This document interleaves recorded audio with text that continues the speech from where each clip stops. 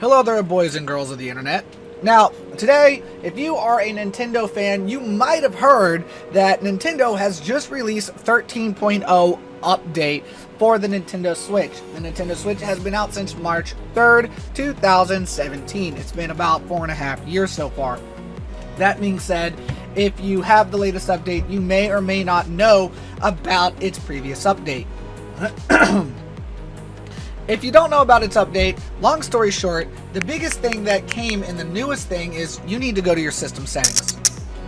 You're going to go all the way down until you see Bluetooth audio. Now, we're going to be talking about this today and how it works. Now, yes, you should be able to hear everything I'm doing, and you're going to hear my speaker in a minute, which is the JBL Clip 3. I'm going to be using it as a prime example how to make this work. I've actually recorded this several times, and I'm going to make another video explaining how to do it in 3 minutes or less. So if you want to watch that video after this, or just click off of this and go to the 3 minutes or less, I don't blame you. This is a small 10-minute vlog explaining Nintendo and some other things that I think are just a bit ridiculous. But we are here to, I'm going to show you how this works. I'm going to explain my feelings behind, you know, the Bluetooth settings and how long it's been and stuff like that. So as anyone that is a big Nintendo fan, a big Nintendo Switch fan, you have probably been in the same boat as I have been wondering, Nintendo, are you ever going to give us Bluetooth capabilities? Oh, so many people are like, oh, the Nintendo Switch is not capable of doing it. It can't do it. Bullshit. And do you know how I know it's bullshit? Because the Pro Controller is literally just Bluetooth. The thing was, in my opinion, Nintendo will probably never admit to it, but the reason Nintendo probably didn't want to do it is because they just didn't want to. They wanted to be proprietary. Nintendo is all about proprietary. And that being said, that basically means that if it's not their thing, it better be a third party, and they're not going to be associated with it. Why? That's just Nintendo. They've always been like that, which is why they say if you use a third party device with said thing, and the Switch, the GameCube, the 3DS, whatever you use on your device breaks, they are not liable for anything. That's pretty much any company, but that's not the point. The point to all this is Nintendo could have done it the very first time. It could have, because honestly, I think that would have been another selling point for people who say, oh, I don't have a Nintendo Switch and I don't want one. It just doesn't have enough features. This is a feature that we have been waiting for the longest time, and we were hoping it was a thing. But everybody was saying, oh, it just can't do it, it can't do it. No. Again, I called bullshit immediately on this because I knew from the start that the Nintendo Switch was capable of Bluetooth because, and here's the funniest reason I know it was capable of Bluetooth, is because people had hacked the operating system and, you know, pulled up all the settings, and they saw that it does have Bluetooth in it. And what's so funny about that is that I don't remember what the operating system is. I think it's Orion or Oasis OS or something like that. It's just a port of, actually, it's a port, I think, of BSD. Oh, okay, so it is, if I remember right, I'm gonna find it here in a minute, but I'm looking at it right now, and it says the Nintendo Switch system software, also known in its codename as Orion or Horizon OS, is an updatable firmware and operating system used by the Nintendo Switch video game console. Its main portion is the home screen, consisting of the top bar of the screen, the album, the viewer album, and shortcuts, blah, blah, blah, blah, blah. Now, this is actually, what's funny is that, let me see, Nintendo has released only limited information about the Switch's internals to the public. However, computer security researchers, homebrew software developers, and the authors of emulators have all analyzed the operating system in great depth.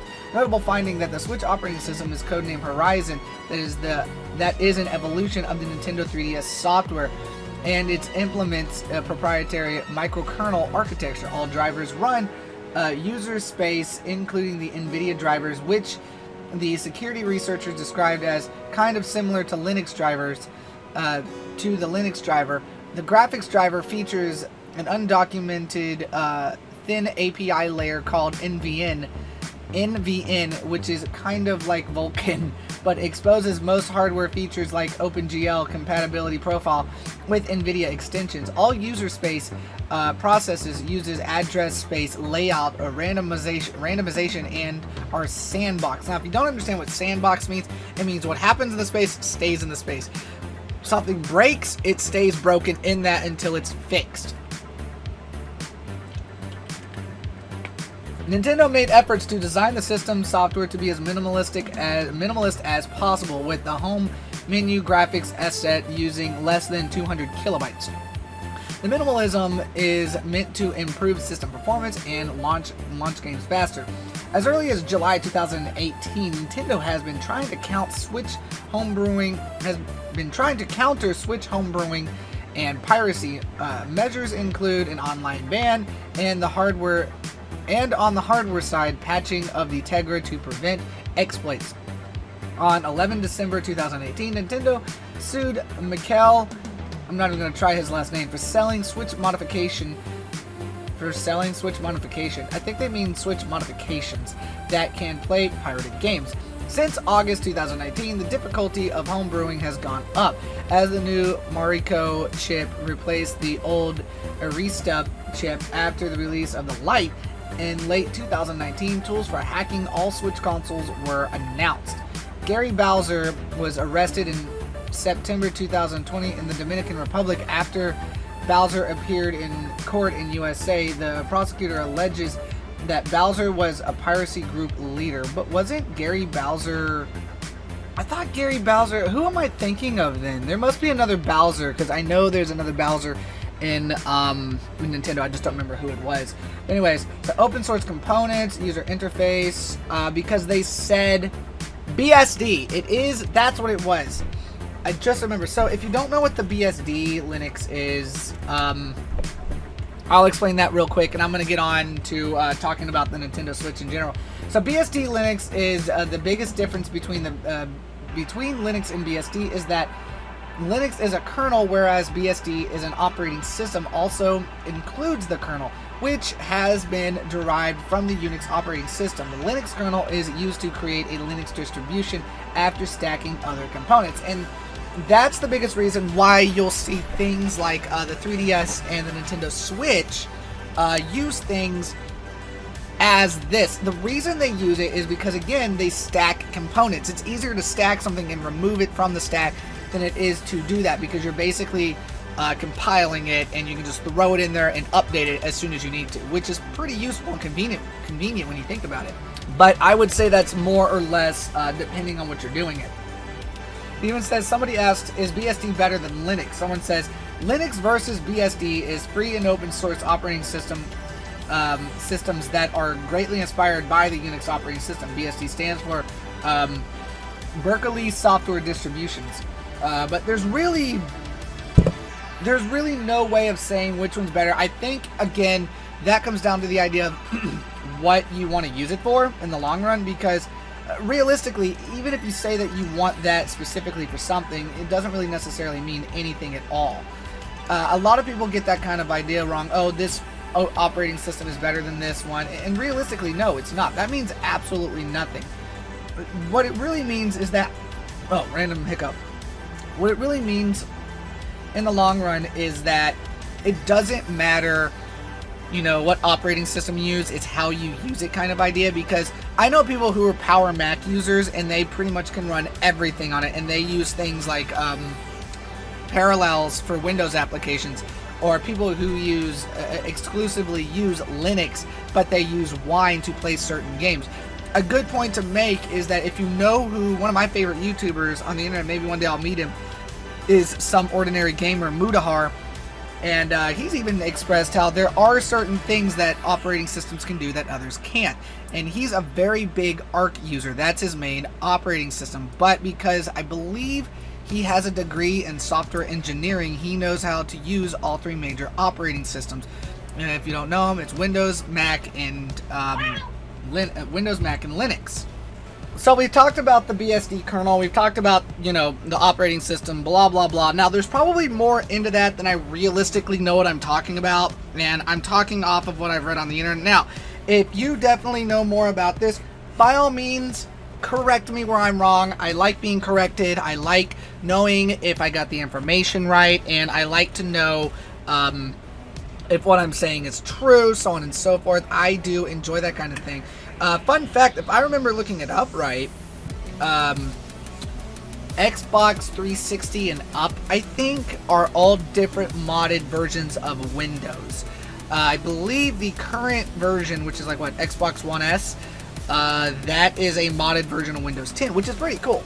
I've always wanted to test out a mouse and keyboard on that thing to see if it worked. I do know that a mouse and keyboard works on a PS4. That I do know.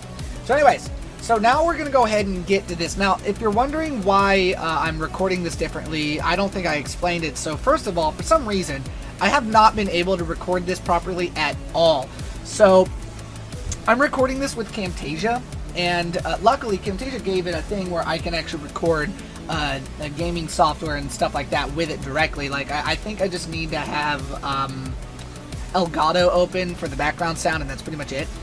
So right now I have this opened, I have it open and I can see like a mini screen, but that's not a big deal. I have a regular TV as well. I don't know why. It just, I think it had something to do when I was switching the audios back and forth, and it would eat the audios, and I don't understand how that was working, so whatever. So now, let's go ahead and talk about how to pair. Yes, I will be making a shorter video. If you want to send it to somebody, I'll make an extremely short video on how to do this. So first of all, before we get into pairing, I do want to say, like, where underneath pair devices, it says to use Bluetooth audio, you must first pair a device. Okay, so the bulletin points are up to 2 wireless controllers can connect while using Bluetooth audio. Makes sense, whatever. It's not like we have friends anyways. Bluetooth audio will be disconnected during local communication because it has to use all of its main communication tools in order to do it, whatever. Sounds like some bullshit, but who cares? Bluetooth microphone cannot be used. I think this is one of the most bullshit things they could have easily fixed with a little bit of extra code if they really wanted to. So that means if I want to, you know, talk to people, I still have to use my Wii U microphone, which is right here, and I don't even know if it's connected actually. Let me see. It is not connected. It's like a 15-foot cord or some shenanigans, but it does work, and I can use it if I need to, but that's beside the point right now. Anyways, they could have done it, but they didn't want to. You may experience audio latency depending on your Bluetooth device. The better the Bluetooth headphones or the speaker, the better the frequency or the connection, the connectivity to it, more than likely. That being said, let's go ahead and talk about how to connect it. This is super easy, one of the easiest things. If you know how to pair a device, you probably already know to do this. But if you're too stupid and you don't know how to do this, I will be your teacher. So, if you have a set of Bluetooth headphones and you're like, I want to pair them to my Switch, check and see if you have a dedicated Bluetooth button. You do not? Well, throw them away and buy a new one. Just kidding. No. What you're going to do is you're just going to turn on the device and you're going to hold down the plus and minus button at the same time. That is how you put it into pairing mode. That is most Bluetooth devices. I'm going to say like 95%. The 5%, there are a couple that do have a dedicated Bluetooth button. Like my JBL here. So, actually, what I need to do beforehand... Actually, we're going to go ahead and... It'd be funny if that's just like... screwed it up. Okay, first I'm going to turn it off. And we're going to turn my Bluetooth on first. Okay, so now, technically it is in pairing mode, but to put it in pairing mode...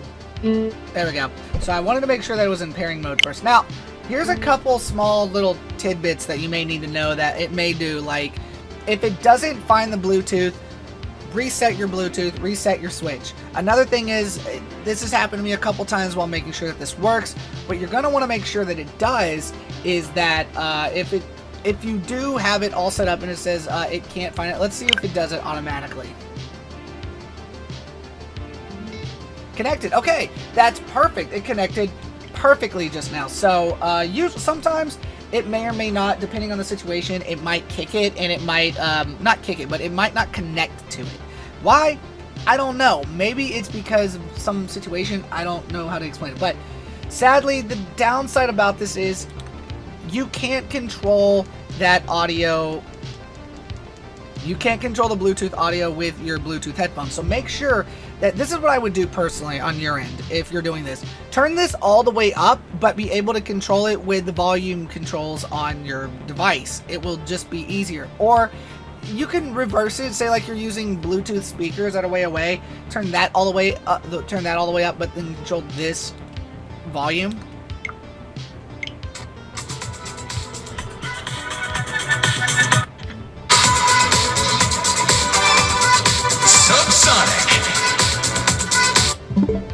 That's pretty much it. That's all there is to it. I just wanted to, vlog about this, talk about this, with this all up, and so on and so forth. Actually, if you've never played Fast RMX, I highly recommend going and getting it if you can. It is probably one of my favorite, like, arcade-style games. But, that's pretty much it. So, I just wanted to talk about this a little bit and do a little vlog on this, and I felt like, because I'm who I am, I love Nintendo to death, and I just wanted to discuss this. So, the last thing, a bit of information I'm going to say real quick is, if you're new to my channel, go check out my other videos, see what all I have to offer. I love doing stuff with, Animal Crossing. I love racing games, Fortnite, Splatoon, Pokemon, and Knockout City, and I just put Pokemon TV on here too, so. If you're a big fan of my content, thank you so much. If you're new to my channel, like, subscribe, hit the notification bell, and come back for more content. And don't forget, down below are going to also be a couple links that you can check out for yourself, like Buy Me a Coffee, and along, it's Ko-fi, Ko.fi, then my username. But you can check that out, and you can also check out my Etsy if you want to see what else I do on Etsy. I make furry tails, and I make dice bags, and like what I have on my microphone right now, I have a dead cat. It's pretty much just extra fur I just sewed together, and I slapped it on top. It's to help with air hitting it, so it'll be easier to do stuff with. Anyways, that's all I have time for. I'm gonna make a 3-minute video to this to help people understand how this works a little bit faster. If you want to send that video to people, if I remember, I'll put a link down below. If not, just look for the next update. So thanks for watching. Later.